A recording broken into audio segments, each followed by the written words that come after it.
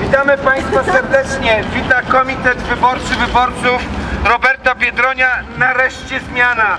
Proszę Państwa, naszym sztandarowym punktem programu wyborczego jest ta nieszczęsna w Słupsku porodówka. Do tej pory od wielu lat wszystkie dzieci słupskie rodzą się poza naszym miastem. Nasze miasto jest pod tym względem jednym z niewielu tutaj na Pomorzu. Ten dzisiejszy happening poświęcamy idei jak najszybszego stworzenia w Słupsku oddziału położniczego. Oddziału, który byłby swoistego rodzaju alternatywą dla Ustki, dla Lęborka, dla Bytowa, dla miasta. Radzić z jedną, wydawałoby się, małą sprawą. Małą z punktu widzenia prezydenta miasta, wielką z punktu widzenia mieszkańców tego miasta, szczególnie ludzi młodych.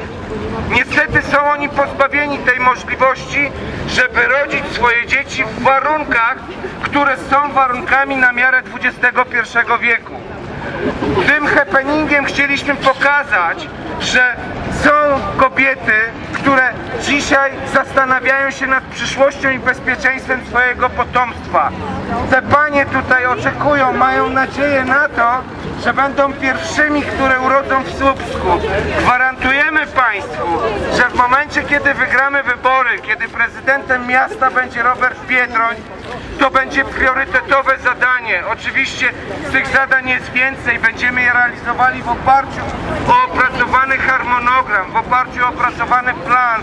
Natomiast słupska porodówka będzie priorytetem. Nie może być tak, żeby miasto, które się wyludnia, żeby miasto, z którego wyjeżdżają młodzi ludzie, było miastem bez porodówki. Chcąc zatrzymać młodych ludzi w Słupsku, to jest między innymi jeden z elementów tej troski walki o młode pokolenie. Zapraszamy, pomóżcie nam stworzyć słupską porodówkę. Zgadza się.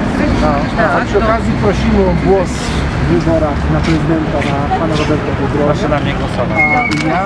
Mimo, że wyglądam jak lekarz, to jestem politykiem też.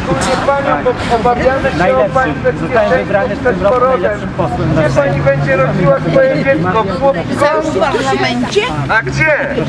Cały w parlamencie. W całym parlamencie. Ja się zapoznam na pewno na... Stefan, urodzonego aktora. Nie mamy więcej gazetek?